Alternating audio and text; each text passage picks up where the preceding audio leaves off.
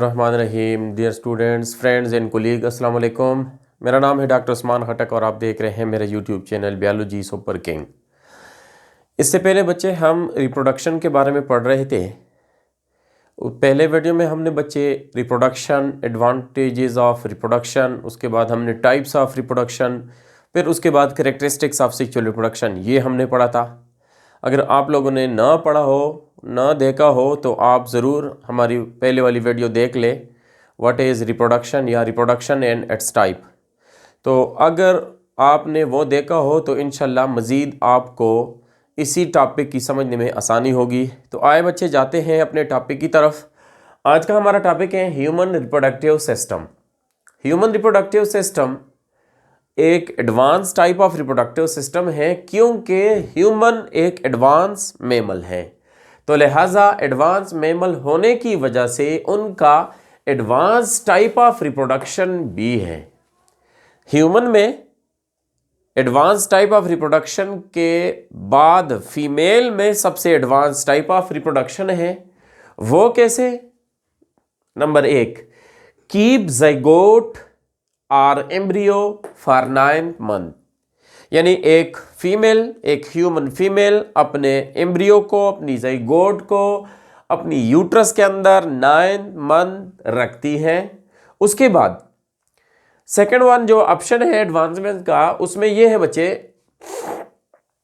कि 9 मंथ के दौरान ये मदर अपने एम्ब्रियो को अपने बॉडी के अंदर प्रोटेक्ट भी करती हैं। तीसरा पॉइंट, ये मदर अपने बॉडी के अंदर, अपनी यूट्रस के अंदर इसी एम्ब्रियो को नरिशमेंट भी प्रोवाइड करता है।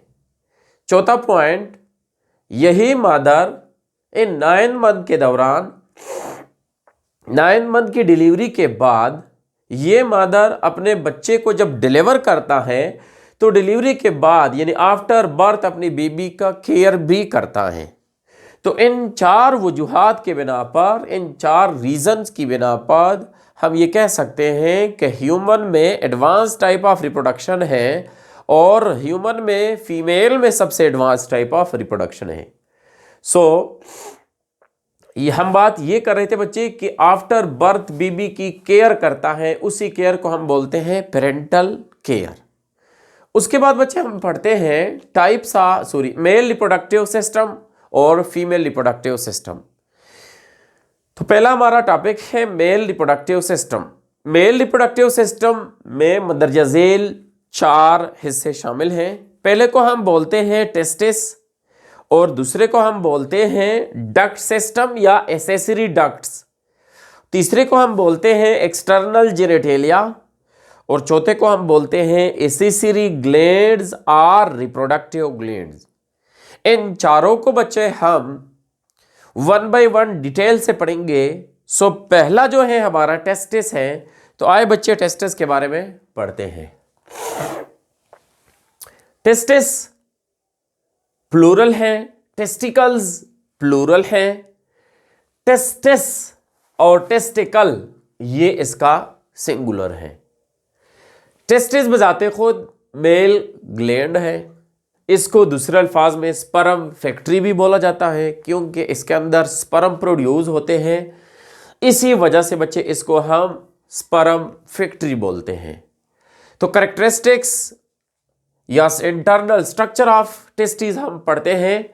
टेस्टिस 2 in नंबर होते हैं, 1.5 to 2 inches लॉन्ग या 4 to 5 सेंटीमीटर लॉन्ग और 1 इंच और 2 to 3 सेंटीमीटर इन डायमीटर। और टेस्टिस ओवल इन शेप होते हैं।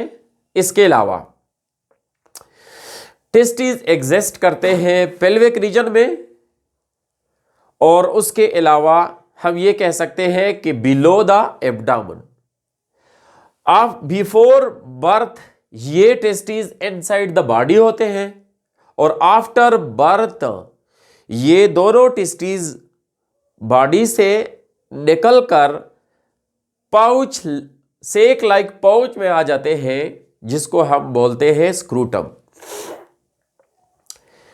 ये टेस्टिस कनेक्टेड होते हैं पेल्विक रीजन के साथ by means of spermatic cord.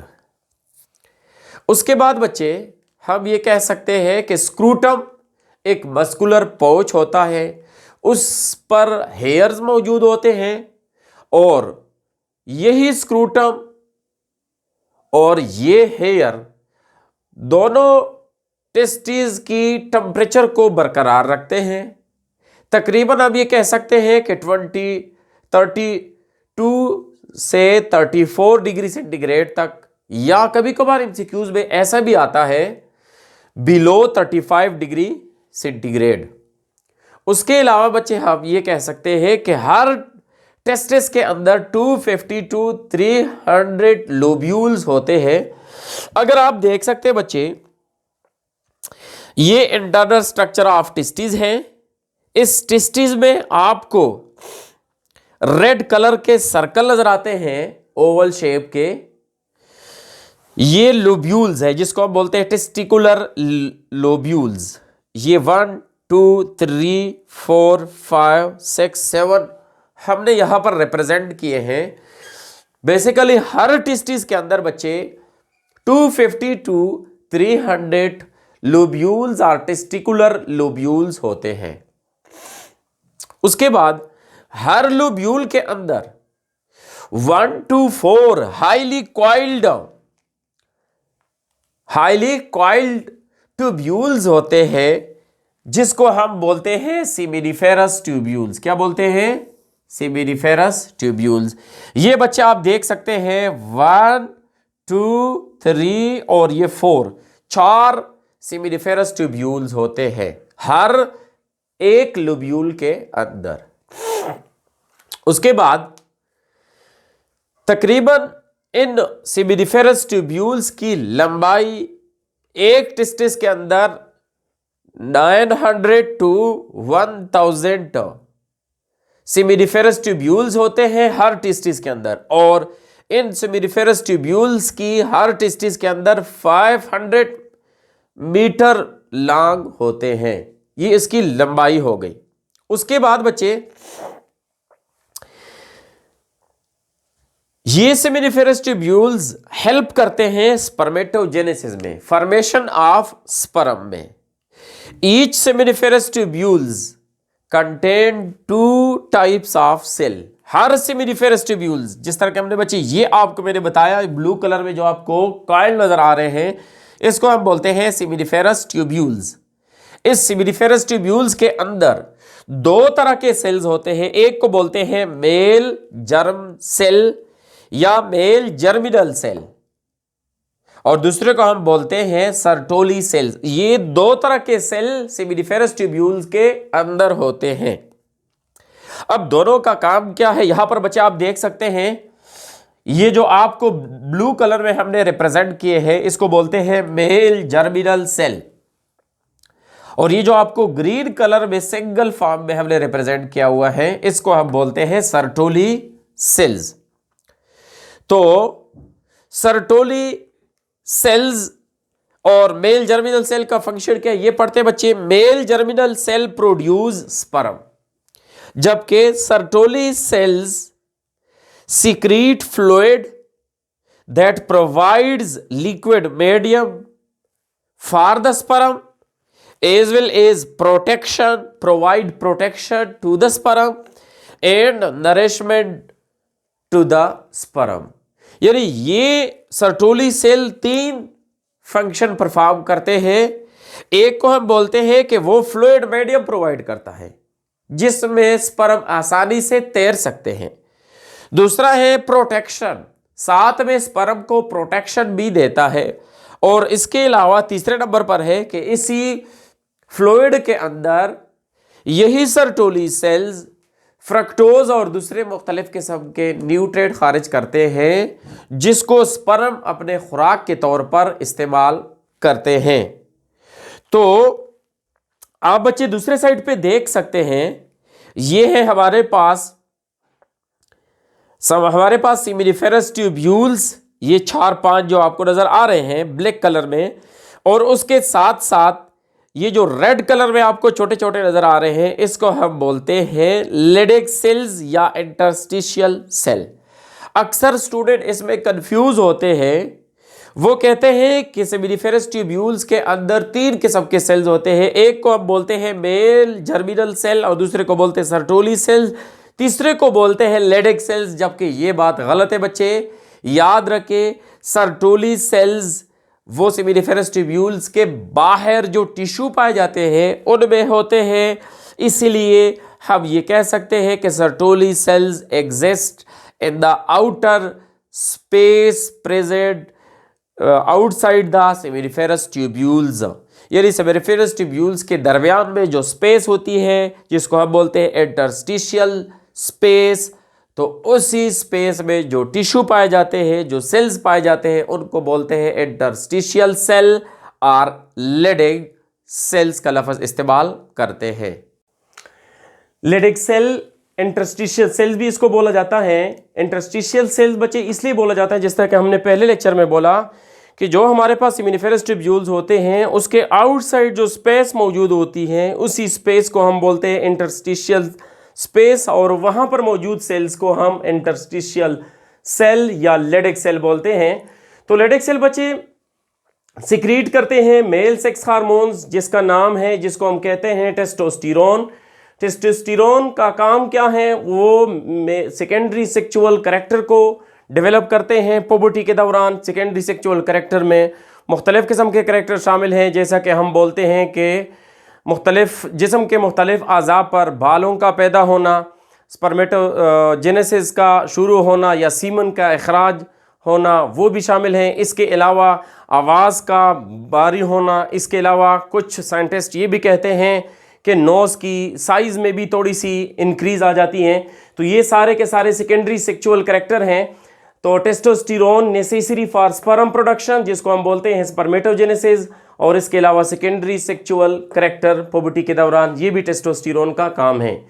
दूसरा है बच्चे हमारे पास डक्ट सिस्टम, जिसको हम एसेसरी डक्ट भी कहते हैं। एसेसरी डक्ट का मतलब ये कि इससे पहले जो हमने पार्ट पढ़े या जो हमने सेल्स पढ़े, उन सेल्स के साथ हेल्पिंग के तौर पर ये डक्ट काम करते हैं, हेल्प करते हैं, इसलिए बच्चे इसको बोलते हैं एसेसरी डक्ट।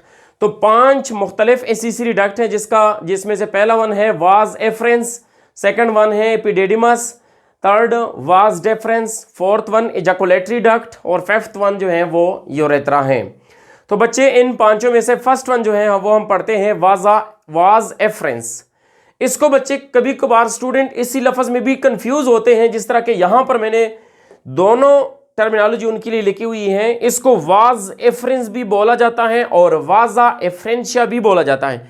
कभी भी स्टूडेंट ऐसा ना करें आप लोग कि ऐसा लिख ले कि वाजा एफरेंस, नहीं, वाजा एफरेंशिया। देखिए वाजा के एंड में ए है और एफरेंशिया के एंड में भी ए आ रहा है, तो ये दोनों पॉइंट एक दूसरे के साथ सेम है, इसलिए हम लफ्ज बोलेंगे वाजा एफरेंशिया। या अगर ए नहीं लिखते तो वाज एफरेंस का लफ्ज इस्तेमाल करेंगे। तो वाज एफरेंस बच्चे हम पढ़ते हैं 10 to 20 नंबर होते हैं।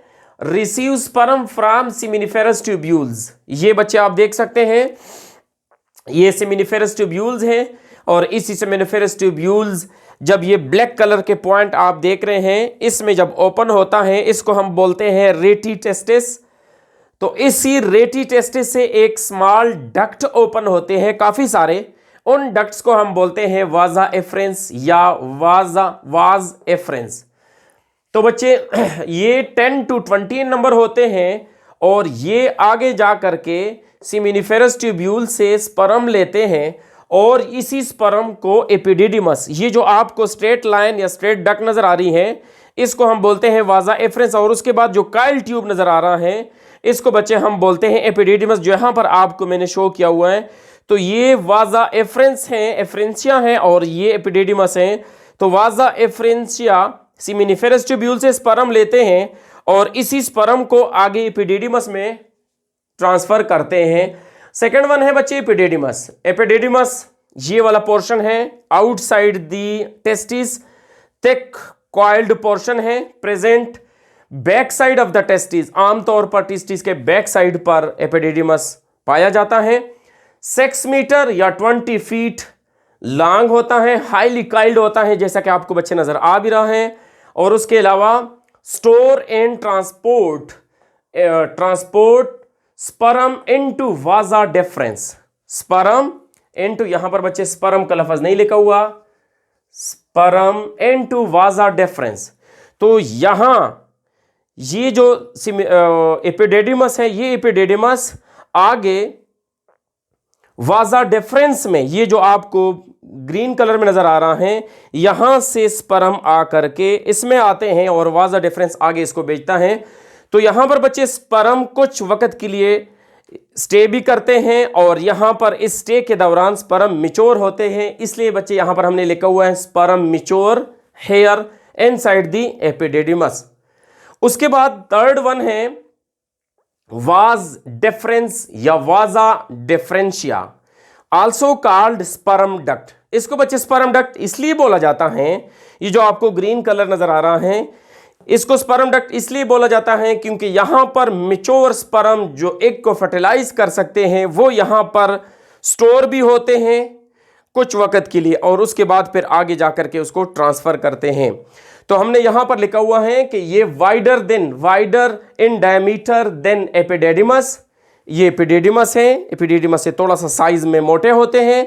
उसके अलावा store and transfer the mature sperm into ejaculatory duct, ये जो आप वाजा डिफरेंस दे रहे हैं इसके बाद बच्चे शुरू होता है एजैकुलेटरी डक्ट। थोड़ा सा हम यहां पर जाते हैं, ये है हमारे पास वाजा डिफरेंस, ये वाजा डिफरेंस एक साइड के टेस्टिस से और ये वाजा डिफरेंस दूसरे साइड की टेस्टिस से आकर के यहां पर फ्यूज होते हैं, कंबाइन होते हैं। जिस जगह पर ये कंबाइन हो जाते हैं उसके बाद एक और डक्ट शुरू होती है, उस डक्ट को यहां पर जो बच्चे आपको ब्लैक कलर में नजर आ रहा है उस डक्ट को बोलते हैं एजैकुलेटरी डक्ट। तो ये एजैकुलेटरी डक्ट में स्पर्म को ट्रांसफर करते हैं इन द फॉर्म ऑफ पेरिस्टालिसिस। जैसा कि बच्चे आप लोगों ने फर्स्ट ईयर में डाइजेशन के चैप्टर में आप लोगों ने पढ़ा है पेरिस्टालिसिस के बारे में कि peristalsis the movement of digestion के मुताबिक पेरिस्टालिसिस की डिफिनीशन करवाता हूं, the movement of food in digestive canal in the form of wave from top to bottom, from oesophagus to the stomach is known as peristalsis. तो यहां पर भी बच्चे मेरा मतलब ये था कि पेरिस्टालिसिस की सूरत में ये sperm step wise wave like movement की सूरत में ऊपर जाते हैं एजैकुलेटरी डक्ट में। उसके बाद है बच्चे हमारे पास fourth one ejaculatory duct. Ejaculatory duct जिस तरह के बच्चे आपको मैंने यहां पर बता दिया, एक टेस्टिस से एक एजैकुलेटरी डक्ट, दूसरे टेस्टिस से भी एक एजैकुलेटरी डक्ट आते हैं और ये दो वाजा डिफरेंस एक टेस्टिस से और दूसरी टेस्टिस से आकर के मिलते हैं और मिलने के बाद ये एजैकुलेटरी डक्ट बनाते हैं, combine to form ejaculatory duct. तो फिफ्थ वन है हमारे पास यूरेथ्रा। यूरेथ्रा को हम दूसरे अल्फाज में यूरिनोजेनिटल डक्ट भी कहते हैं। यूरिनोजेनिटल डक्ट बच्चे क्यों कहते हैं? चूंकि मेल में ये एक यूनिक सिस्टम है, फीमेल के मुकाबले में फीमेल में ये नहीं है।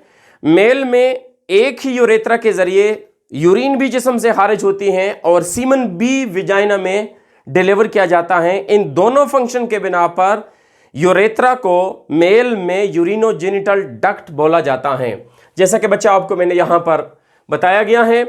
तो ejaculatory duct plus ureter open into the urethra, दोनों यूरेथ्रा में ओपन होते हैं। और यहां पर आप बच्चे देख सकते हैं ये जो आपको ब्लू कलर में यूरिनरी ब्लैडर नजर आ रही है, यूरिनरी ब्लैडर के नीचे एजैकुलेटरी डक्ट यूरेथ्रा में ओपन होता है और ये urethra 8 to 10 inches long. Female के मुकाबले में मेल में यूरेथ्रा की लंबाई ज्यादा होती है, जैसा कि यहां पर बताया हुआ है कि 8 to 10 इंचेस, जबकि फीमेल में 2 to 3 इंचेस इसकी लंबाई है। इससे यह वाज़ेह होता है कि मेल में यूरेथ्रा की लंबाई ज्यादा है फीमेल के मुकाबले में। तो 8 to 10 इंचेस उसकी लंबाई होती है और ये मस्कुलर ट्यूब होता है। एक और चीज बच्चा आपको मैं बताऊं, यहां पर हमने दो टर्मिनोलॉजी इस्तेमाल किए, एक हम बोलते हैं ट्यूब और एक और जगह पर हम एक लफ्ज इस्तेमाल करते हैं ट्यूब्यूल।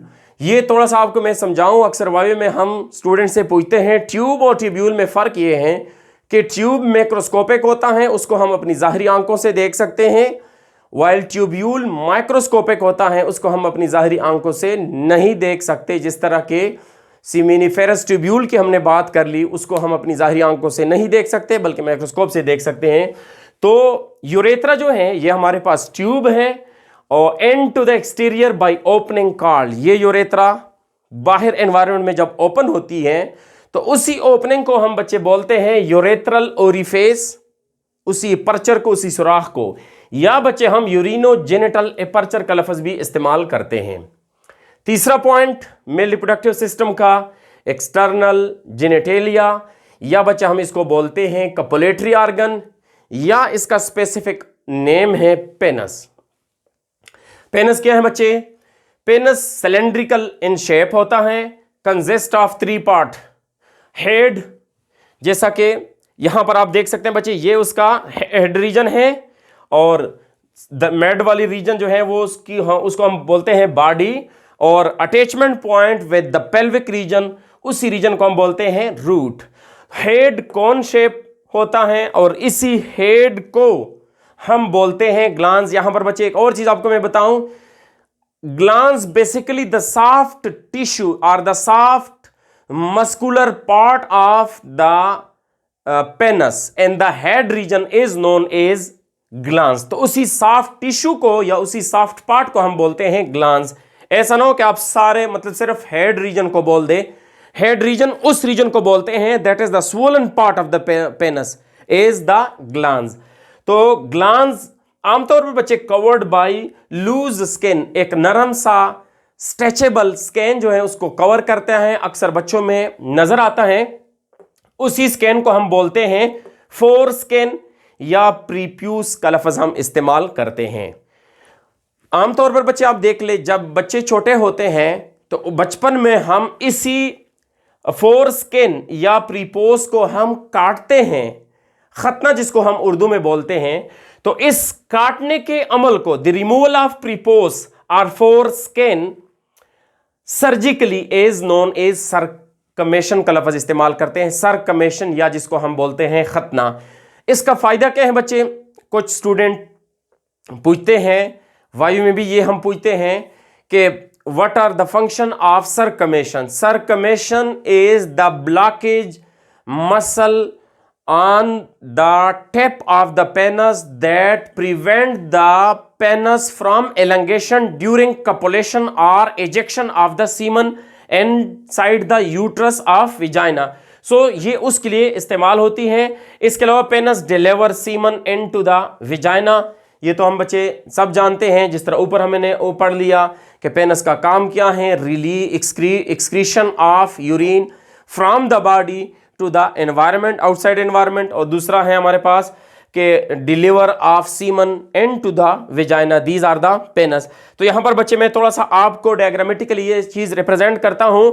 ये आप देख सकते हैं रेड कलर में जो आपको नजर आ रहा है इसको बोलते हैं टेस्टिस। उसके बाद जो आपको ग्रीन कलर में नजर आ रहा है इसको हम बोलते हैं एपिडिडिमस, और एपिडिडिमस से नीचे एक ट्यूब निकलती है उसको हम बोलते हैं वाजा डेफरेंस, और ये एक टेस्टी से वाजा डेफरेंस और दूसरे टेस्टी से वाजा डेफरेंस आपस में मिलकर कंबाइन हो जाते हैं, और कंबाइन होने के बाद एक डक्ट बनाते हैं जिसको हम बोलते हैं एजैकुलेटरी डक्ट। एजैकुलेटरी डक्ट वाली रीजन पर ग्लैंड भी मौजूद होते हैं, उसी ग्लैंड को 2 ग्लैंड होते हैं जिसको हम बोलते हैं सेमिनल वेजिकल। ये एजैकुलेटरी डक्ट आगे यूरिनरी ब्लैडर के बाद यूरेथ्रा वाली रीजन में, जहां पर यूरेथ्रा यूरिनरी ब्लैडर से रिलीज होती है, वहां पर एजैकुलेटरी डक्ट फ्यूज और कंबाइन विद द यूरेथ्रा। तो ये क्या कर लेते हैं, आगे उसमें अपने जो सीमन वगैरह है वो यूरेथ्रा में डाल लेते हैं। इसी बेस पर हम उसको यूरिनोजेनिटल डक्ट का लफ्ज इस्तेमाल करते हैं। उसके बाद बच्चे जो आपको ब्लैक कलर में नजर आ रहा है इसको हम बोलते हैं प्रोस्टेट ग्लैंड।